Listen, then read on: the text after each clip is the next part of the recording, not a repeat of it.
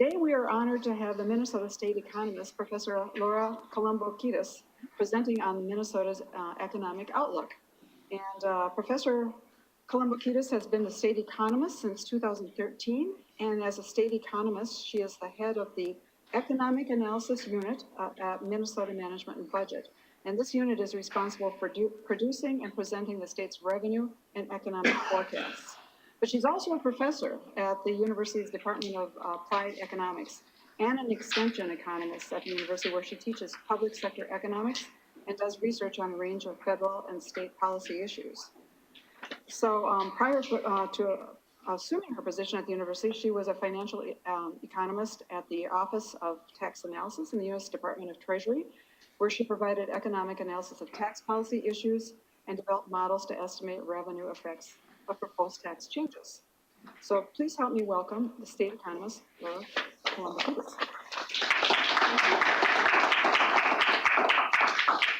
Thank you, Kathy, and thanks to the Hennepin-University Partnership for inviting me here today. I'm always pleased to participate in their activities and participate in the synergies between working between the university and Hennepin County. And thank you all for taking your lunch hour to listen to the Minnesota's economic outlook.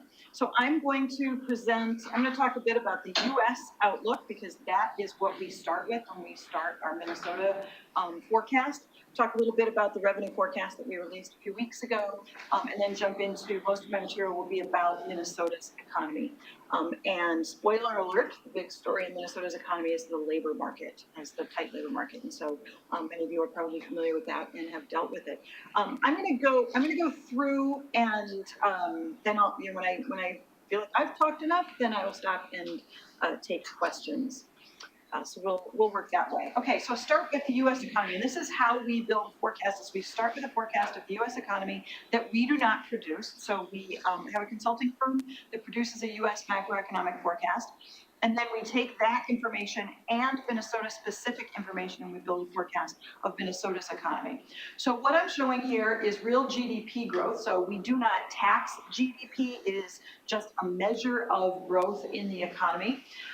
And so this is showing annual real GDP growth.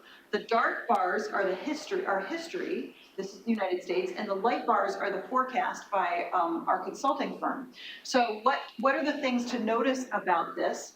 First of all, the forecast, the gray bars, are all above the line. That means they all show GDP growth out through our forecasting period, which is through 2021. And so there is no recession in this forecast. That doesn't mean there will not be a recession. It just means that the consulting firm does not see what they think would trigger a recession. And so in their baseline outlook, they do not forecast a recession. Another thing to notice is that that dotted dashed line, that's the average annual real GDP growth for the United States for the 20 years prior to the Great Recession. So for the 20 years prior to the Great Recession, we could expect 3.1% growth every year. We could expect growth that was well above 3 sometimes, but it would average around 3. Going forward, we are not anticipating growth above 3.1%. So the growth that is forecast is down in the 2s. Okay, and so why is that? Well, that's been expected for a long time. That growth going forward is going to be lower than growth in the past, and that is largely, it's due to 2 things. One is demographics, and that very large baby boom cohort aging out of the workforce slows the United States' ability to grow. And it is because of eventually the size of the federal debt, the ratio of debt to GDP becomes so burdensome that limits the country's ability to grow as well. I forgot what the arrows are. So the last thing I should have pointed out is that this expansion, so when you see the recession, so negative growth means a recession, and then you have recovery and expansion periods between the recessions. So the time when the economy recovers the jobs lost and then expands more jobs, that period is one of the longest periods now. Okay, so we are, I think it's the second longest expansion now. If we get a year from now, it will be the longest, or by June of next year, it will be the longest. So that means that we are we are at the point where we would call this a mature economic expansion. We have very low unemployment in the United States, so we're at a level of where the labor markets are tighter because the supply of labor is lower. And it's not to say that the expansion cannot go longer. It's just to say that the longer an expansion goes, the riskier the bet that it will continue. And another point is that the longer the expansion goes and the lower the growth is, the riskier, the more vulnerable the economy is to shocks. Because if you're at relatively low growth and you have a negative shock to the economy, like a trade war or major natural disasters that affect more than just one region of the country, those negative shocks can kick you into negative growth for a quarter, and if that extends for another quarter, then you've got yourself a recession. So what I'm showing here is when I talk about our forecast, we produce a forecast 2 times a year, once in November, which we release at the beginning of December, and the other we release at the end of February. And so when I talk about our forecast, I compare the forecast from the prior time we produced a forecast to the US forecast for the current Minnesota forecast. Okay, so we released our forecast at the end of February of this year, and then the prior one was November of last year. And so the difference between the bars in these cases is how the macro forecast, the US forecast, changed between the time that Minnesota produced a forecast and the current one. And so the obvious change is that growth for 18 and 19 has been increased. The expectation for growth for 18 and 19 have been increased since we last produced a forecast.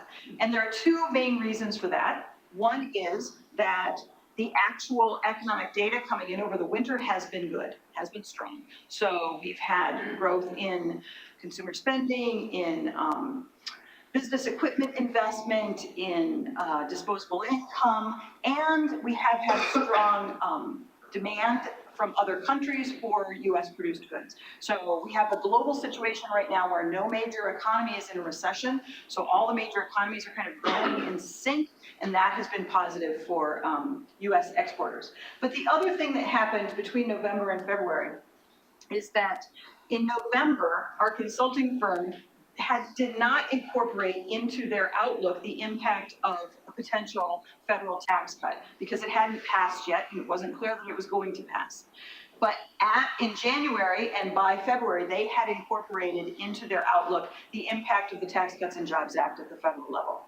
And those tax cuts incentivize both consumer spending by lowering individual income tax rates and business investment by lowering the effective tax rates on business investment. And those 2 things, increased expectation for consumer spending and increased expectation for business investment, those things boosted the outlook for 18 and 19. But notice there is no increased outlook for these out years. Okay, so what the consulting firm expects to happen is that when you have fiscal stimulus like tax cuts or increased federal government spending, federal tax cuts and federal spending, when you inject that into the economy, it causes the economy to grow faster. But when you do that late in the business cycle, where we have very low unemployment, it can also cause inflation, because you're creating demand when we don't have very many people left to employ, and so wages go up, and that increases prices. And so the Federal Reserve, whose job it is to get us to full employment without inflation, they'll try to slow the economy down by increasing interest rates. So the Fed's tool is to increase interest rates, and that slows economic growth to try to keep the economy from overheating and keep us from having high inflation. So what the consulting firm did was they expect growth to be higher in 18 and 19, but they also expect prices to increase faster than they thought before, and they expect interest rates to increase faster than they did before. And that means that out here, the incentives, the stimulus effect of the Tax Cuts and Jobs Act get overshadowed by more aggressive monetary policy. Everything you ever wanted to know about economics, all in one lecture. I wasn't sure I was going to put this up. I'm not going to talk much about this, but this is the forecast that we released a few weeks ago. My responsibility is the revenue line, and it's the budget division of management and budget that produces the forecast for spending. So what we do is our November 17 forecast for the current biennium, which is 18-19, we forecast a deficit of $188 million. For the current biennium. You may remember those news stories in early December about, oh, Minnesota has a small deficit. That deficit has now been flipped to a positive balance or a surplus of $329 million forecast for the current biennium. And the main things that happened there, well, that economic forecast changed. Right, so the economic forecast is a little better mainly because of the Tax Cuts and Jobs Act. In November, and I don't want to get too deep in the spending side because that's not my department, but in November, the federal government had not authorized spending on the Children's Health Insurance Program, CHIP, and so we had to assume that Minnesota was going to pick up that money, and so that increased our spending forecast. But since then, federal government has authorized CHIP spending, and so we were able to take that spending out of the forecast. In addition, there are some changes to revenues here that are the result of that Tax Cuts and Jobs Act, the tax cuts at the federal level, where people are making decisions based on that new federal law, where they're rearranging their affairs because this is a big bill that changed everybody's tax situation. Some of you are probably thinking, do I have my withholding right? Should I have accelerated some of my deductions last year? Should I have prepaid my property tax? If any of you runs a multinational corporation, you're probably thinking, what is that repatriation law going to do for us? And so all of these decisions that are being made, even without Minnesota law changing, those things can affect Minnesota tax revenues. And on net, those increased tax revenues for us. So that's the short story of what happened in the forecast. I'm going to skip the details of the tax changes. But these are the risks that I talked about the day we released the forecast. And one is those taxpayer responses to federal tax cuts. As I said, this was a big, complicated bill that affected individuals, it affected non-corporate businesses, it affected multinational corporations, and all of those entities are trying to figure out how they should change their behavior in order to minimize their taxes under this new regime, in this new environment, and we have estimates in our forecast of how that will affect Minnesota, but they're just estimates, and we don't know exactly how people are really going to behave and how this is going to play out as time goes on. So that's a risk to our forecast. Another risk, as I talked about the economic impact of late cycle fiscal stimulus. So when you're coming out of a recession and you have a lot of people unemployed, so you have a lot of this excess capacity in the economy, it's a good idea, it can be a good idea to inject fiscal stimulus, a bunch of federal government spending, lower taxes, that stimulates demand and it gets all these people employed, and that can happen even without wage acceleration, and even without price acceleration, because you have all these people working and they'll work for the current wage, or all these people who are not working and they will take a job for the current wage. So that kind of stimulus early in the cycle doesn't tend to cause inflation, and so the Fed just lets it ride. Okay, they can keep interest rates low. But when you're late in the cycle, and you don't have a lot of people unemployed, as I said, and you inject this fiscal stimulus, not just the Tax Cuts and Jobs Act, but the federal bipartisan budget agreement, which hasn't been passed, and the agreement hasn't materialized as law yet, but there is an agreement to add $300 billion of federal spending. That kind of injection of fiscal stimulus late in the cycle is expected to be inflationary, and as I said, the Fed will slow things down in order not to let inflation get out of hand. Global growth and trade policy, I said that's a positive for U.S. exporters right now because we have a lot of countries that are growing well and demanding our goods and services. But missteps in trade policy can cause problems, can cause that to not be as much of a positive factor. I was glad that we put this in as a risk because it was only a week later that the president announced tariffs on aluminum and steel. And so there's a lot of question and risk around what are other countries going to do if we actually enact those tariffs. What are they going to do in response? And how will that affect demand for Minnesota-produced goods? So that, that's a risk that is playing itself out. And another aspect of global growth is that big geopolitical events can cause that global growth to stall. So big problems in the European Union or wars and other sorts of things can cause those things to stall.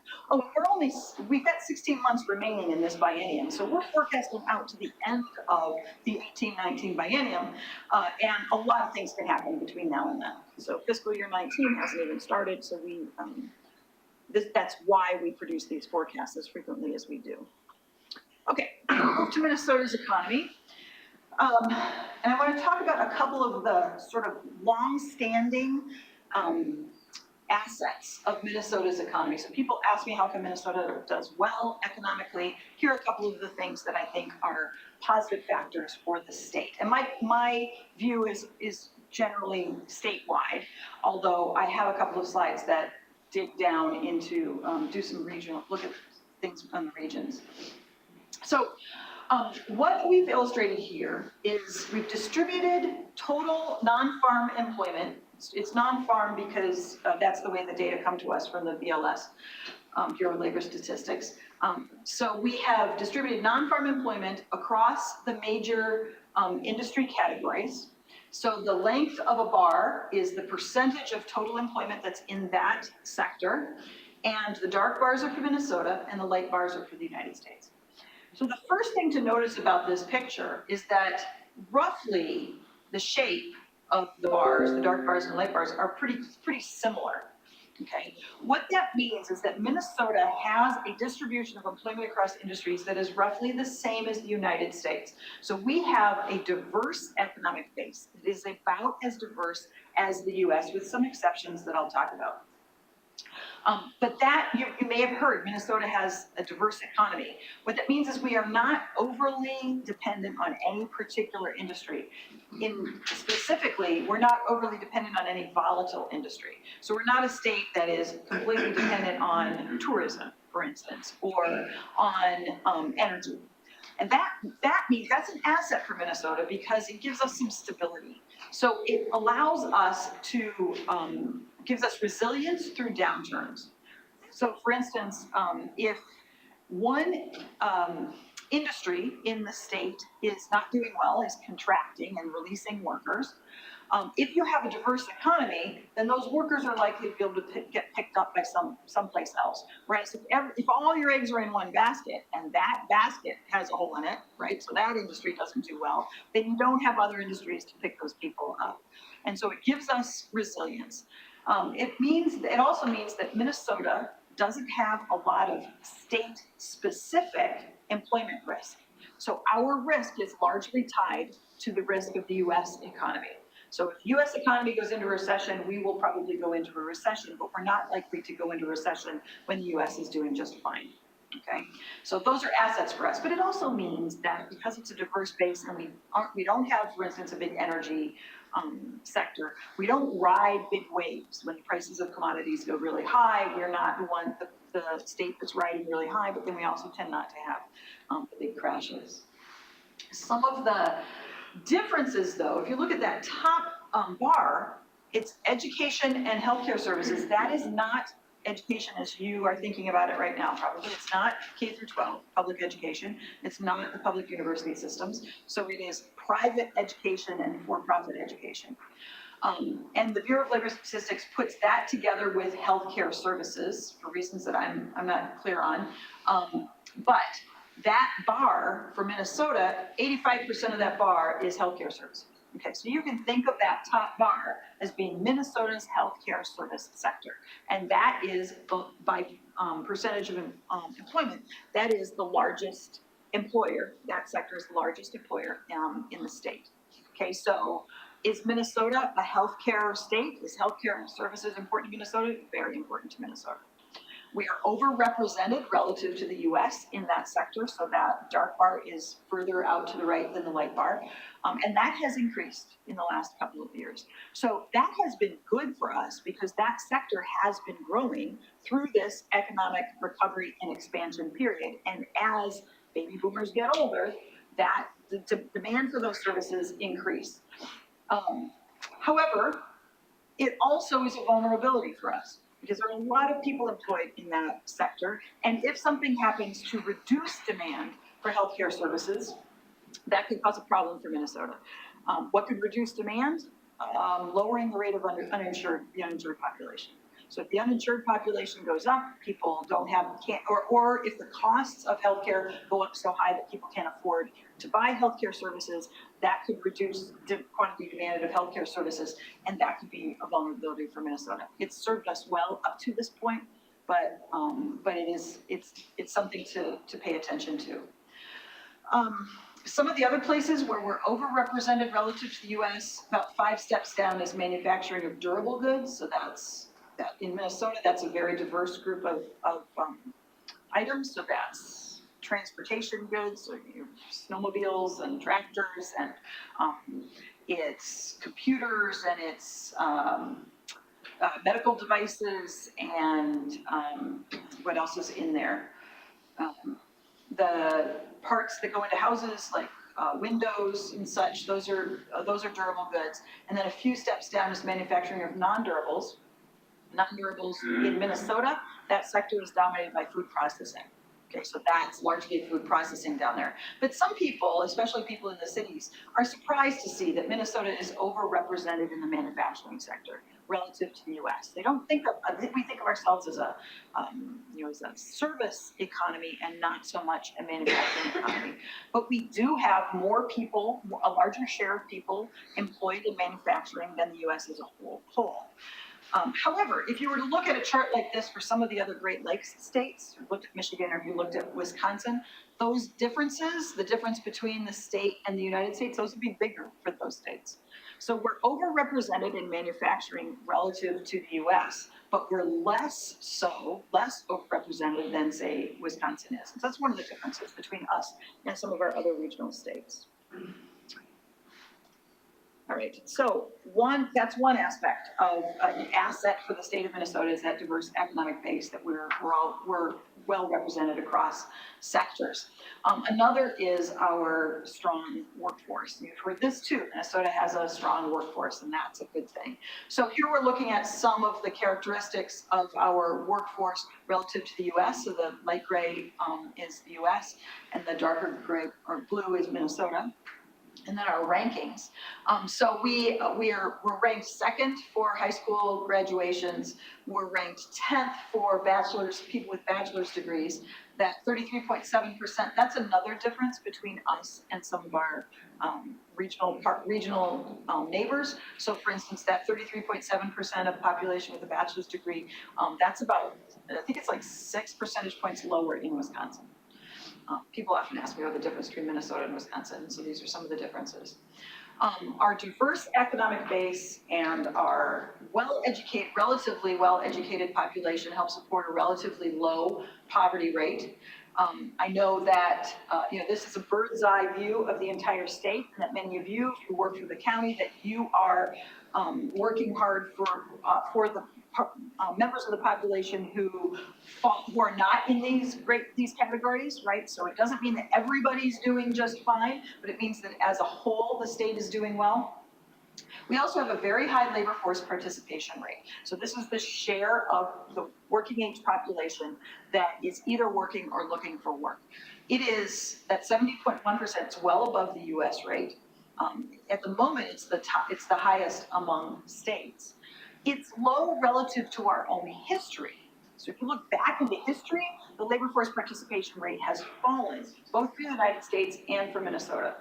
But for Minnesota, that change is largely attributed to aging of the population. It is less the case in Minnesota than in some other states that we have a lot of people who have dropped out of the labor force. That's more of a problem in some other states and not so much here. Most of the reduction over time in the labor force participation rate in Minnesota can be attributed to aging of the population rather than people just dropping out. But it's a high participation rate relative to the U.S. And there's just some numbers released recently, today in fact. So I guess I don't have that one. Never mind, I won't go into that. So another aspect of the labor force, though, that is a challenge for us rather than an asset for us, but you can also see this is an asset for us, right? So that means this is where the state needs to continue to invest. If we want to continue to thrive, we need to make sure that we maintain these assets of a thriving, diverse economy and hardworking, educated workforce. Labor force growth across the bottom here. This is the annual percentage change in the number of workers in Minnesota's labor force. So if you're in the labor force, either you're working or you're looking for work. You can see that in the 90s, we could expect 2% or more annual growth in the labor force. And now, the gray bars are the forecast. Now we can expect well less than 1%, actually getting down to near 0% growth. Annual growth in the labor force. So that is because of the aging of the population. And so as we go forward, we're already in this environment where labor force is growing very slowly and it's not going to get better, okay, because the population is aging. And that becomes a challenge for Minnesota. And this is why Minnesota cannot afford to leave any potential workers behind. We do not have a deep bench. We don't have a deep bench of people who have dropped out of the labor force, and we don't have a deep bench of people who are coming in to join the labor force. And so we can't afford to leave any workers behind. So there's a business case to be made for making sure that all the populations of Minnesota are educated and able to work and are healthy and able to get into the labor force. So those positive assets of the state's economy support relatively high per capita income. The dark line here is per capita income for Minnesota, and the gray line is per capita income for the United States. And we're currently at 106% of U.S. per capita income. So that's, when I think about what's good about Minnesota's economy, well, it's an economy that is able to support relatively high per capita income over time. A few more factoids here. So let me see, do I do an outline right? Yeah, okay. Up left, so that is total number of workers in the state. This is again non-farm employment. So the people that we distributed across industries in that bar graph, this is all those people over time. And so what you can see is during the recession, you see all the jobs that we lost during the Great Recession, that dip from 07, 08, 09. And then we steadily added jobs throughout the recovery. So Minnesota had steady job growth throughout the recovery, and that pulled us to levels of employment that are well above what we had prior to the Great Recession. So to drill down below that headline, that upper level number, so the lower left-hand bar graph, this is change in employment by industry sector during the recovery and expansion period. So from July 2009 to July of 17. So this is the jobs added by sector during the expansion. And so you can see that education and healthcare services bar, how important that has been to us during this recovery period. But then professional and business services as well, construction growing, manufacturing growing. The reason I put this up here is to illustrate that we were firing on all cylinders during this expansion. So almost every sector added jobs during the expansion. The exceptions, the ones below the line, are federal government. Minnesota doesn't have a ton of people employed by the federal government, and the federal government contracted during parts of the recovery, and so we lost a few workers there. And that information sector, that's not IT, that's not tech, that includes print media. And so that's a sector that has been contracting in most states. But, firing on all cylinders there. And then you look at the state, and I've looked at employment growth in our regional centers, in our metropolitan statistical areas. And with the exception of Fargo-Moorhead, over the last year, so this is the 12 months ending January 18, so last 12 months, Minnesota's employment growth was 0.7%, the US was 1.5%. So we're below US growth in employment, and that we have very strong demand for workers, but that lower employment growth can be attributable to the fact that our labor force growth is slower than the US. So you can't count employment growth until you actually have workers in those jobs.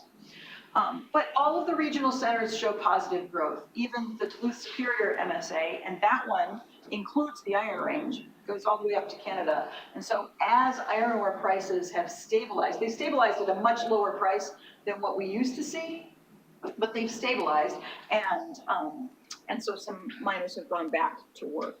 So firing on all cylinders across industries and across the regional centers. This is the unemployment rate, the headline unemployment rate that you usually read about.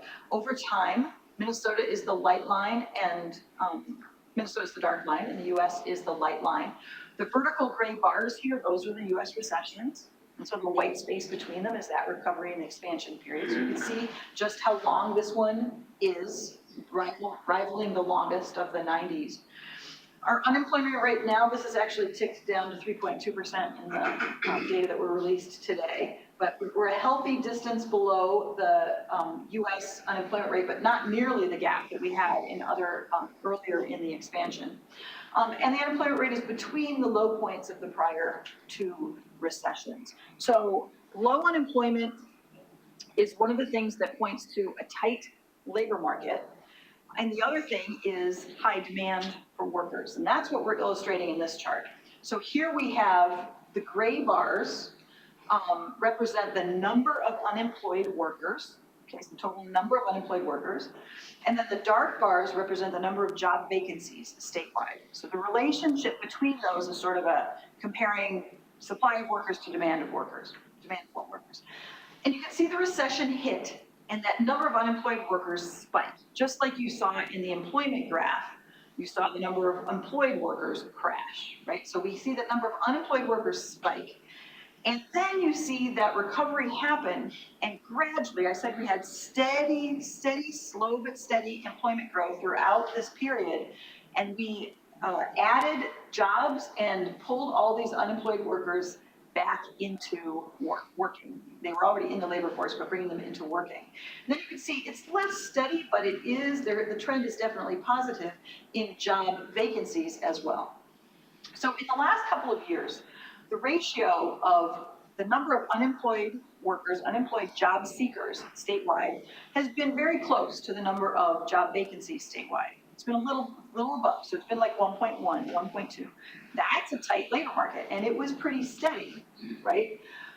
But in the most recent data, so this is second quarter of 17, in the most recent data, the number of job vacancies is slightly above the number of unemployed workers. That means that now we have slightly fewer unemployed job seekers statewide than we have job vacancies statewide. So that's statewide, and it illustrates the tight labor market. It doesn't mean everyone who is looking for work can easily find work, because there are mismatches between where the jobs are and where the people are, or the wage that someone is looking for and the wage they're being offered. And there can be skills mismatches as well. But this is a situation where, with that slow labor force growth, we can end up in a situation where the slow labor force growth becomes a limitation on firms' ability to expand. They need to raise wages, and that will pull the rest of the people off the bench and into the market. And we do expect wage acceleration in Minnesota, and we've seen some. But it ends up being, this is a pretty tight situation, and something that can limit business growth. So we look at aggregates and averages like that unemployment rate and total number of unemployed workers as a way to look at how things change over time. And economists like to look at those aggregates and averages.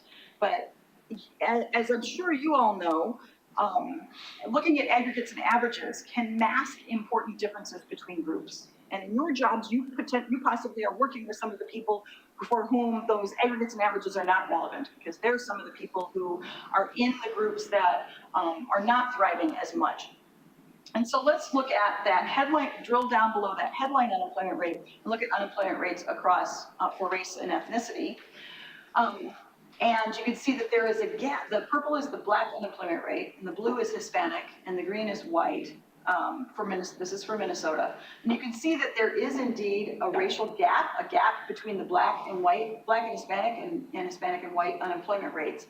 But you can also see that the Black unemployment rate has come down significantly from where it was in the recession, and as has the Hispanic unemployment rate. And both of those are more volatile than the white unemployment rate, largely because the sample populations that, the population that we sample from, in order to get those calculations, it's a much smaller population, and so the sample sizes are smaller, and so the statistics are not as robust. And these are the numbers that were recently released today, and so the Black or African American unemployment rate is now down to 6.9%, it says here, and the Hispanic down to 4 as of today. So there still is a gap between populations of color and the white population, but those unemployment rates have come down, which is exactly what you would expect in a tight labor market, is that employers are looking to populations that they may have overlooked before, and pulling people into work, and that's a very positive aspect of a tight labor market. I think this is my last slide, and I'll take questions. So what happens when you have a seller's labor market like this? What does this mean? Well, industries are all competing for workers, so no single industry is acting in a vacuum. If your industry is county government, then you're an industry that's competing with all these other industries for workers. Okay, so I know, for instance, that there's very strong demand and very tight supply for personal care workers in the healthcare industry. And so other industries that could possibly use those workers are competing with the healthcare industry for workers. And so every industry that is trying to come up with a solution to the tight labor market challenge has to recognize that they're competing with everybody else. Employers are getting creative to find, train, and retain workers, and if they don't, they are not going to thrive in this environment. So the employers that do thrive are the ones that figure this out. So as I said, they're looking to populations that they may have overlooked before, and that may include people who don't live right where the jobs are. So how can we figure out how to get those people here? Or can we try to keep older workers in the workforce longer? Can we have more flexible arrangements in order to incentivize older workers sticking around for a while? Maybe we dig deeper into that stack of applications, and maybe we start looking at people who have been unemployed for a long time. That we used to have the luxury of overlooking those people and saying, oh, that's a high risk, I'm not going to bother with that. But now I don't have that luxury. So necessity is the mother of invention. Businesses are figuring these things out. Maybe disabled workers. Maybe I thought that was too risky before, but now I think, okay, I'm going to go to the parts of government or the nonprofits that work with disabled workers, or that work with new immigrants, or that work with people who have English as a second language, and say, okay, tell me what your people can do. Maybe we can make some matches that way. So it's a positive and encouraging aspect of this environment that we are potentially forging new pathways and new relationships, or reforging old ones, hopefully in ways that will persist even as the economic environment changes. Also in this environment, job seekers and job switchers can be picky. I sometimes hear from people in business groups that, gosh, I keep offering people jobs and they don't take them. I think people don't want to work. And my response to that is, well, they've just got a better offer, right? So there's something else that's better for them. But it's obvious that if they didn't take your offer, there's something else that's better. It might not be another job. It might be, well, my spouse got a better job, so now I can stay home and take care of the kids, or I can stay home and take care of my aging parents because my partner just got a raise. Okay, so they can be picky and they are going to switch more often as opportunities improve for them. Employers are figuring out ways to do more with fewer people, and so they're adopting productivity enhancing technology or techniques or processes. So I've got this open position for a healthcare worker and I just can't seem to fill it. What can I do in my process that will help the remaining workers that I have do a little more? And then there's of course pressure for compensation to increase. So it's the workers that are holding all the cards here. So that ends my presentation. I'm happy to take questions. Let's start with a question or two from the live audience and then we'll move to the webinar. Yes. I have so many, but thank you for all that information, very helpful. I'm particularly interested, having kind of spent the prime of my professional life during the recession years, being a Gen Xer, following that baby boomer bubble, compensation, so wage stagnation, so the assumptions that have been made historically and even currently, how are you reconciling what I perceive to be, I mean, that wage stagnation has been a reality check. That are your assumptions changing because of the recent historical sort of stagnation? So looking forward. Yes, so looking forward, the environment that we're in here now, I painted this picture where wages should be going up.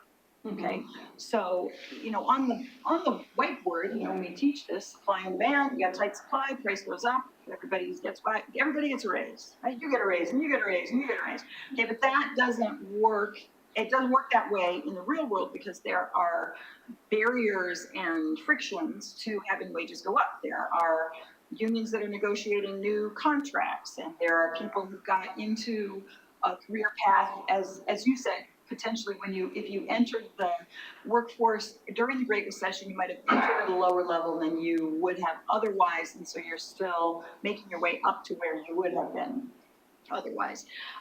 Another thing that happened is that firms during the recession did not lower wages as much as you might have expected. Like if you're an economist and looking at what was going on during the recession, you would expect wages to come down here, and they didn't. They didn't grow as much as over time as they had in the past, but they also didn't fall as much as had been expected. And so because of that, businesses are maybe reluctant to offer as high wages now as we think they should have. Okay, so I think there was just this stickiness down and then stickiness up to wages. You also have a situation where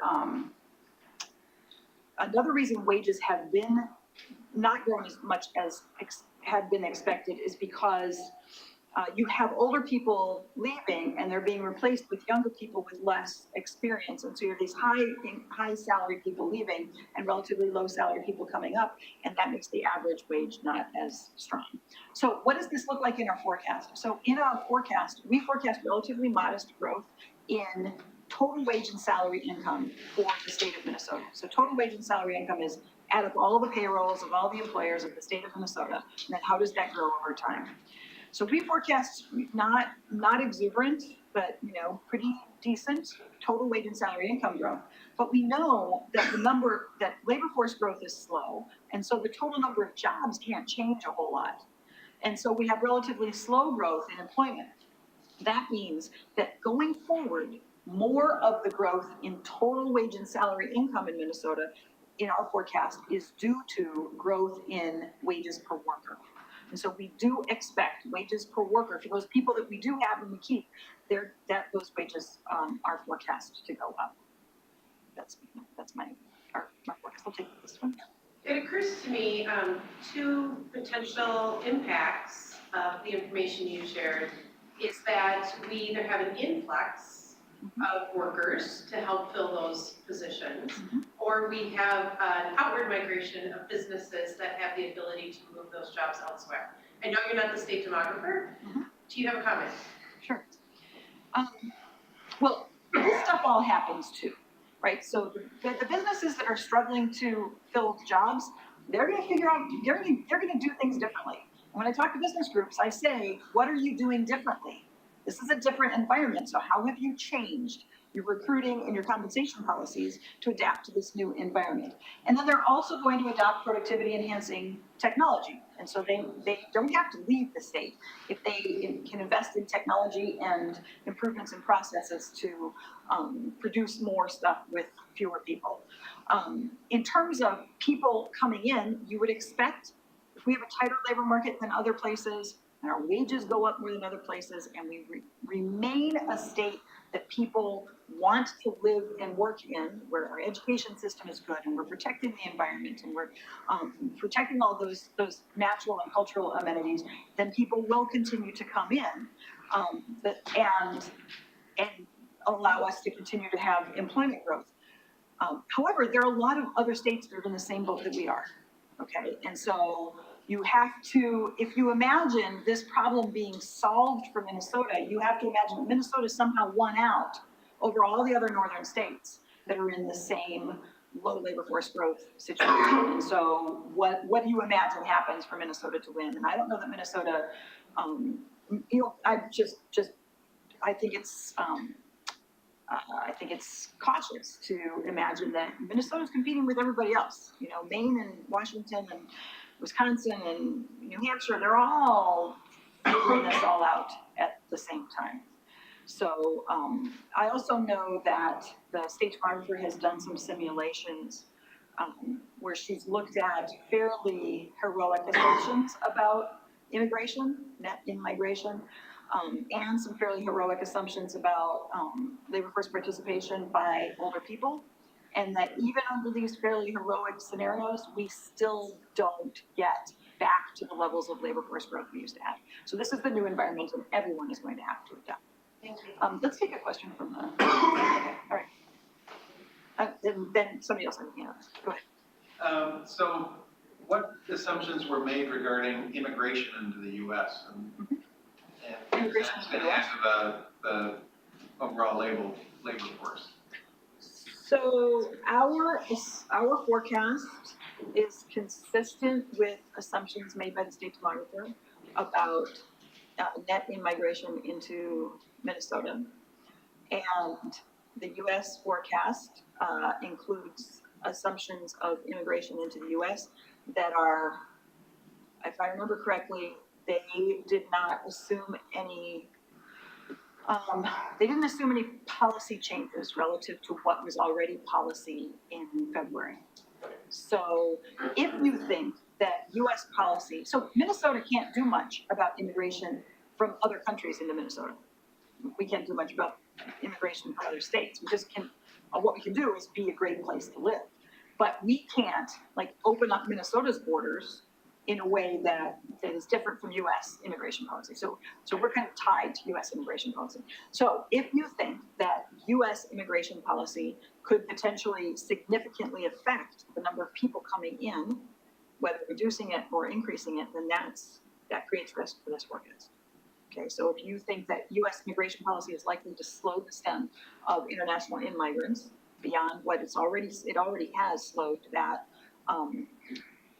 then that's a downside risk to this forecast. But the other thing that slows people coming in and increases people coming into the United States, aside from if policy is held constant, it's how well other economies are doing. So when Mexico, Central American, Latin American economies are doing better, that slows the stem of people into the U.S. and same with other countries. So it also depends on the geopolitical situation. Yes. What trends do you see in the gig economy or job mobility between contract positions versus permanent positions, and how does that affect the labor participation? Yeah. So the gig economy and Uber and subcontracting and or consulting and all of those kinds of things, economists in theory love that stuff because what it does is it matches excess capacity to supply something with the demand for it. And when technology is able to do that on a minute-to-minute, hour-to-hour basis, where my car is sitting idle, I'm going to make $20 by renting it out for 2 hours or by driving people around for a couple of hours. that's great because it uses up excess capacity and matches demand and supply in a really efficient way. And efficiency is good in general in economics. There are consequences to that in that it can change the complexion of the labor force, change the way the labor force works and looks. The more of that there is, the less there might be of people who work full-time and have benefits. And so having a situation where most people's healthcare benefits are tied to their job is not an efficient way to run an economy. And so if you've got that situation and then more people are working part-time and working away from a big employer, then you could end up with, remember I said there's a threat to our demand for healthcare services if there are more uninsured people. But if people are doing this, their side hustle, this stuff is all side hustle, and they've got an employer, they're working full time, and they're getting their retirement benefits and healthcare benefits, and on the side, they're a YouTuber or something. That's all good. Like that just increases income and increases our ability to match demand and supply. Yes. I know these are, biennium forecasts, but does anyone from the state look further down the road where, you can watch news magazines that talk about machines and technology and I'm gonna make up a word, probably robotization, I don't know if that's a word. We understand it. Taking over so many jobs that there's already a discussion about like a GBI, guaranteed benefit income, for a whole bunch of US workers because there are no jobs, no money to be made. And then you get a basic amount and then whatever you do to make more, good luck to you doing self-employment of some kind or whatever. So our forecasts, we have to forecast the current biennium and the next. And so we go out 4 years, and sometimes if we're at the end of one biennium, we're going out 6 years. So we're not getting out way into areas where there might be structural change to the economy from major technological change. However, technological change can occur in the next 4 years. Who knows, right? What driverless cars and all those things seem to be happening fairly quickly. So we, as Minnesota's economic forecasters, we don't have a comparative advantage in figuring out what's going to happen in the tech world, and so we rely on what the consulting firms say about the U.S. economy and the global economy.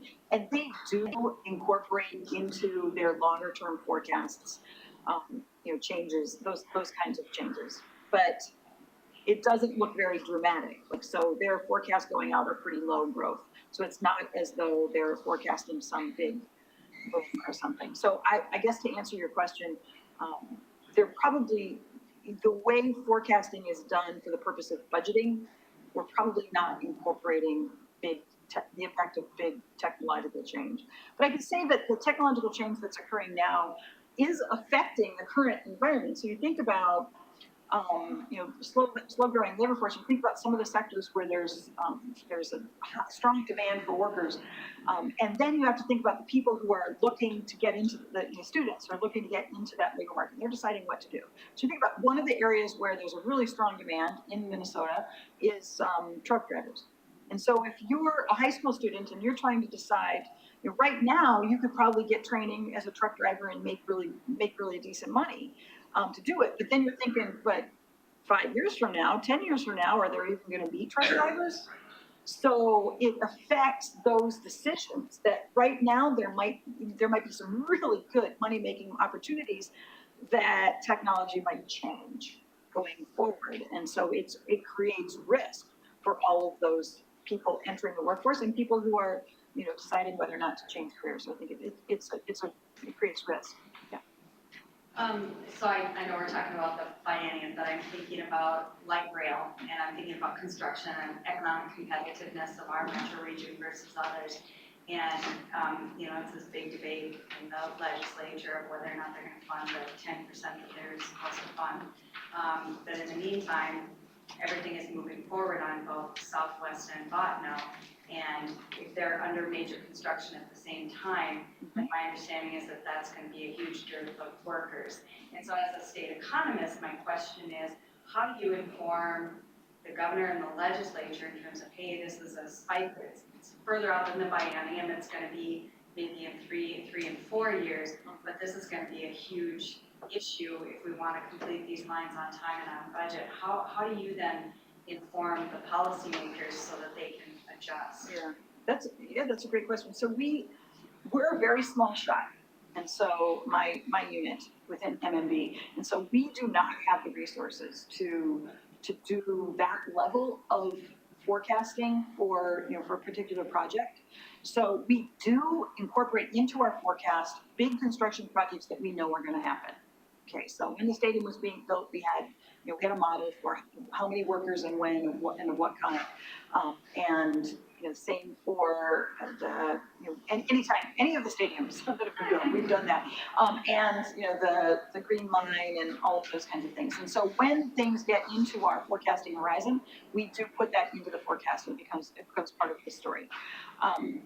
But how do we, what I feel like I can do is I can keep telling the big story to the legislators and to the governor and to people who work for the counties, and say, everybody is in this environment right now, and you need to consider the workforce costs that when you're projecting out, you need to consider the workforce environment that you're going to be in and how that's going to affect your cost projections. So I can't project those out for you, but I can admonish you to pay attention to it. So I think our time is up, but, so let's thank.